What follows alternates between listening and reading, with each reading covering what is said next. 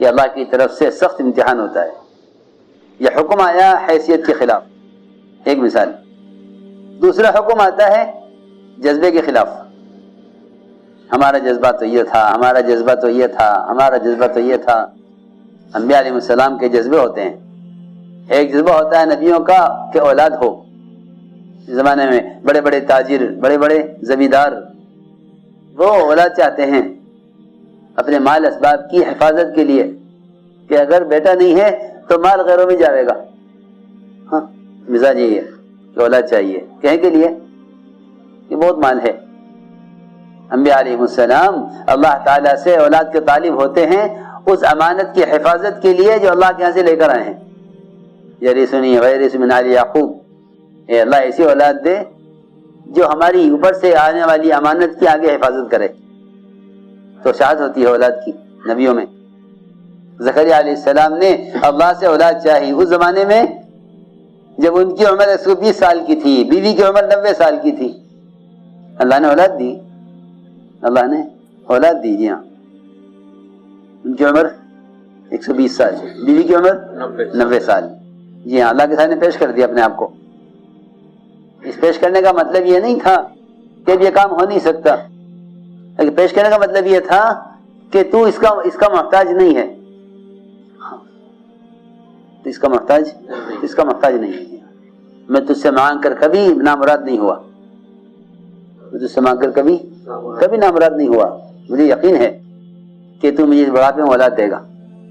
یہ تعلیم دی ہے کہ کبھی بھی دعا جو ہے وہ اسباب کی بنیاد پر، اسباب کی امید پر دعا مت مانگنا، کیونکہ اسباب کی امید اور دعا کی قوت جمع نہیں ہو سکتی. اسباب سے امید ہو اور دعا میں قوت ہو، یہ نہیں ہو سکتا. کہ اسباب کی امید دعا کی قوت کو ختم کر دیتی ہے. اسباب کی امید دعا کی قوت کو ختم کر دیتی ہے. جی ہاں، اسباب سے امید ہے پھر دعا مانگ رہا ہے تو یہ دعا کی قوت کو، اسباب کی امید دعا کی قوت کو سلب کر لیتی ہے. کیوں؟ کہ اس کی وجہ یہ ہے کہ اسباب کی سے امید رکھ کر دعا کرنے والے وہ اللہ کی قدرت کے مقابلے میں اسباب کو لایا ہے. کہ اللہ یہ دکان ہے، نفع تو دے گا. یہ سبب کو لایا ہے قدرت کے مقابلے میں. اے اللہ دوا تو میں کھا رہا ہوں، شفا تو دے گا، کہ یہ دوا کو لایا ہے قدرت کے مقابلے میں. جی ہمیں کیسے سمجھاؤں؟ لوگ اپنے اسباب کو قدرت کے سامنے پیش کرتے ہیں تو دعا کی قبولیت تو یہیں سے ختم ہو جاتی ہے کہ تم ہم سے مانگ رہے ہو اسباب کی بنیاد پر، اسباب کی امید پر.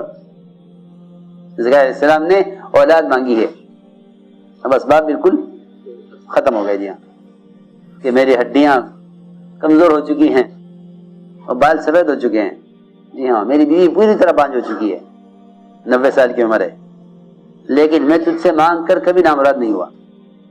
تجھے اولاد کے دینے میں ان اسباب کی ضرورت نہیں ہے. جی ہاں، اللہ نے دی. تو میں عرض کر رہا تھا کہ نبیوں کی چاہت ہوتی ہے یہ کہ اللہ نے اولاد دی ابراہیم علیہ السلام کو اور حکم دیا کہ ابراہیم اس کو ذبح کرو.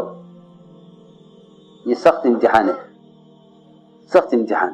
اس کو ذبح کرو. کیوں؟ کہ نہیں، کیوں کا سوال نہیں ہے. اگر کیوں کرتے ہو تو اس کا مطلب یہ ہے کہ اطاعت نہیں ہے. جی ہاں، سب سیدھی بات ہے. اطاعت میں سوال نہیں ہوتا، اطاعت میں سوال نہیں ہوتا کہ یہ حکم کیوں دیا. ابراہیم علیہ السلام نے بھی بچے سے رائے نہیں لی، بلکہ یہ کہا کہ تمہارا اللہ کی اطاعت میں کیا خیال ہے. جی ہاں، انظر ماذا ترى، تم خود فیصلہ کرو اپنے بارے میں. اس کا مطلب یہ ہے کہ تمہارا ذبح کیا جانا میری وجہ سے نہ ہو، بلکہ تمہارا ذبح ہونا اللہ کے لیے ہو. یہ نہیں کہا بچے نے کہ اگر آپ کا ذبح کر سکتے ہیں تو کر دیں، بلکہ یہ کہا کہ اللہ نے آپ کو اس کا حکم دیا ہے، آپ اس حکم کو پورا کریں. افعل ما تؤمر. یہ امتحان ہے، یہ امتحان ہے. یہ حکم آیا ہے جذبے کے خلاف، حکم آیا جذبے کے خلاف. حکم آیا جذبے کے خلاف. یہ بھی ایک چیز ہے. حکم لائیں گے جذبے کے خلاف. تمہارا جذبہ اچھا ہوگا، جذبہ اچھا ہوگا کہ اولاد ہونی چاہیے. حکم لائیں گے اس کو ذبح کرنے کا. جذبہ اچھا تھا صحابہ کا حدیبیہ میں عمرہ کرنے کا. ہم حکم لائے کہ نہیں عمرہ نہیں کرنا ہے, واپس جاؤ. اللہ کا حکم ہے. عمر رضی اللہ تعالیٰ عنہ ایک کے پاس جاتے, کہتے کہ کیوں ہم حق پر نہیں ہیں, اللہ کا وعدہ حق نہیں ہے, کیوں دب کر صلح کریں, کیوں نہ عمرہ کریں, عمرہ عبادت ہے. تو ابو بکر کے پاس جائیں, ابو بکر کیا خیال ہے, صحابہ سے پوچھیں کیا خیال ہے. اس لیے کہ صحابہ کرام میں اطاعت کی اجتماعی اطاعت اس طرح تھی کہ اگر ایک آدمی کی ایک رائے ہے اور اللہ کے رسول کا ایک حکم ہے تو سب یہ کہتے تھے اس رائے والے سے کہ نہیں, اللہ کے رسول کا حکم یہ ہے, تم یہی مانو. ہاں, یہ نہیں کہ تم اپنی رائے پر چلو, ہم اپنی رائے پر چلیں, تم عمرہ کر لو ہم نہ کریں, یہ نہیں. دو حصوں میں تقسیم ہو جاؤ, دو حصوں میں تقسیم ہو جاؤ, جسے عمرہ کرنا ہے کر لے, جسے نہیں کرنا ہے نہ کرے, یہ نہیں.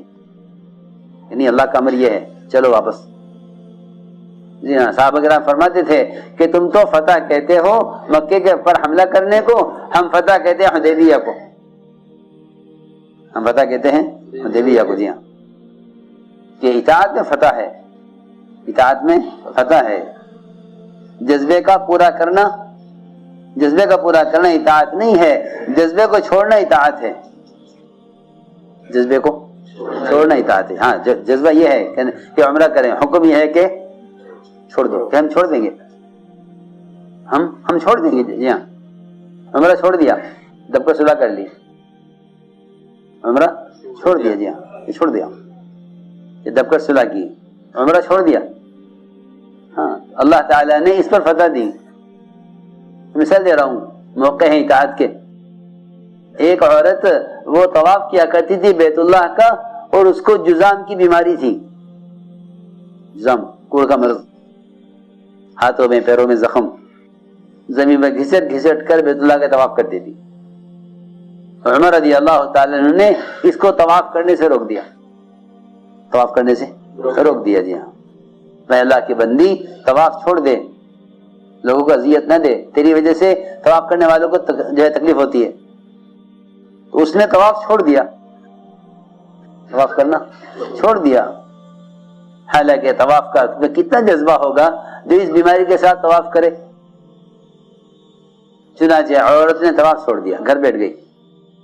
اس سے کہا گیا حضرت عمر کی شہادت کے بعد, حضرت عمر کی شہادت کے بعد کہا گیا اس سے کہ جا طواف کر, اب تجھے کوئی روکنے والا نہیں ہے. اس نے کہا یہ نہیں ہو سکتا, میں امیر کی اطاعت کروں اس کی حیات میں, نافرمانی کروں اس کے مرنے کے بعد, میں طواف نہیں کروں گی. ہاں, طواف ایسی عبادت ہے جو وہاں کے علاوہ کہیں ہو نہیں سکتی. یہی نہیں ہو سکتا, امیر کی اطاعت کروں اس کی حیات میں, نافرمانی کروں اس کے مرنے کے بعد, میں طواف نہیں کروں گی. یہ مثالیں ہیں کہ اچھے جذبے کو قربان کرنا حکم پر, یہ اطاعت کا اعلیٰ درجہ ہے. شراب نہ پیو, زنا نہ کرو, جھوٹ نہ بولو, غیبت نہ کرو. ہاں, یہ سب حرام ہیں, ان سے بچنا یہ اطاعت کا ادنیٰ درجہ ہے. جس کام کا کرنا اچھا ہے, جو کام اچھا ہے, اگر اس سے بھی روکنے کا حکم آ جائے تو بھی دیکھنا, اللہ تعالیٰ دیکھتے ہیں کہ جس کام کا کرنے کا جذبہ اچھا ہے, یہ اپنے اچھے جذبے کو قربان کرتے ہیں یا نہیں حکم پر.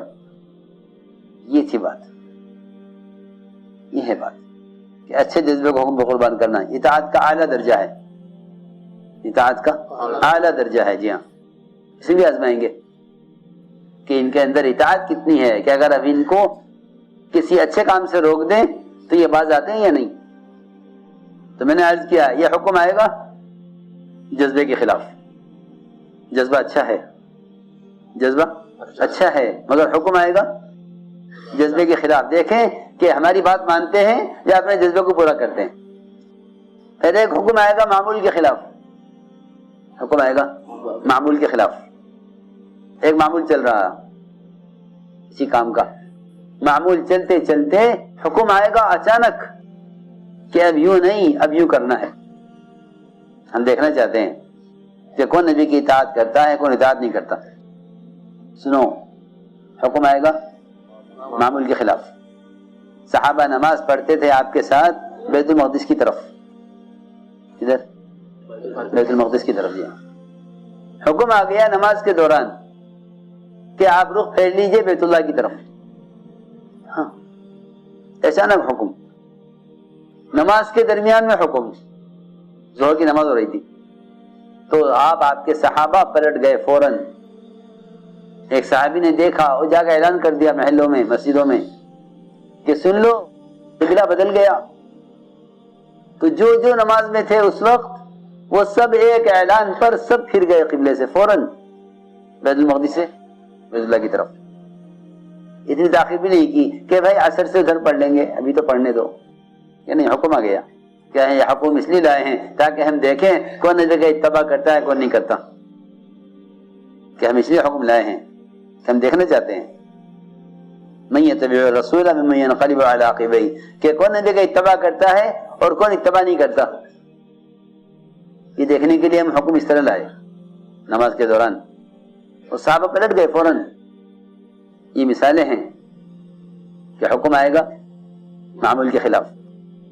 اللہ تعالیٰ سخت امتحان لیتے ہیں, اللہ تعالیٰ سخت امتحان لیتے ہیں. جی ہاں, اطاعت کا. اللہ تعالیٰ سخت امتحان لیتے ہیں, اللہ تعالیٰ سخت امتحان لیتے ہیں. جی ہاں, اطاعت کا.